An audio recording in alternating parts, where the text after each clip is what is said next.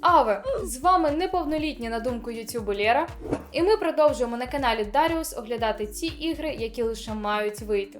Сьогодні на нашому хірургічному столі Wolf Among Us 2, і це сюжетне продовження першої частини. Проте не перемикайтесь та не переймайтесь, спойлерів не буде до першої частини, але якщо ви не грали у цей чудовий проєкт, то я вам дуже рекомендую це зробити.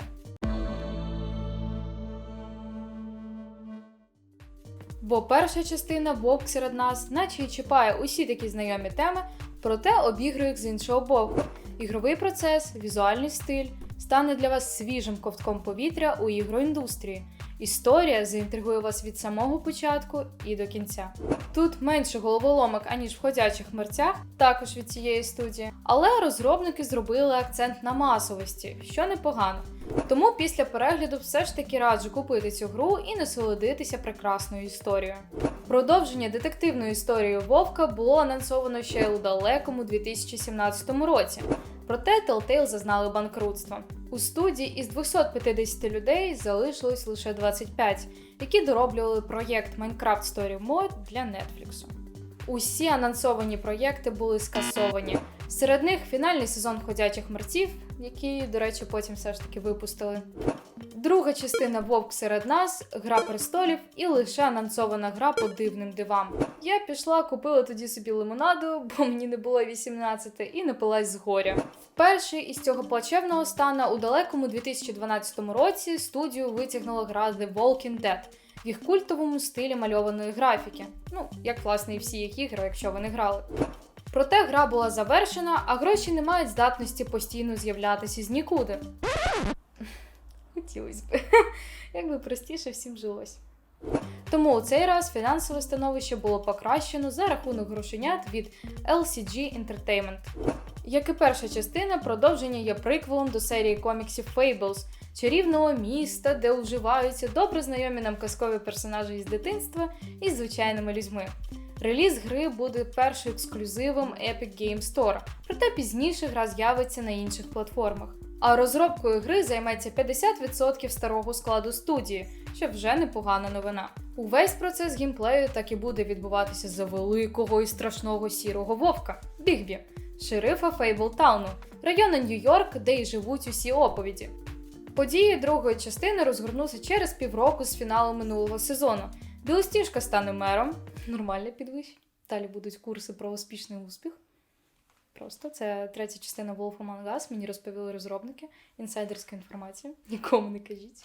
Ну так от, Білосніжка стане мером, а наш Вовчик продовжить патрулювати містом. Фанатам серії пообіцяли, що на більшість питань із першої частини ми отримаємо відповіді, проте не на всі. Подлюки. Ой, хочу на всі відповіді.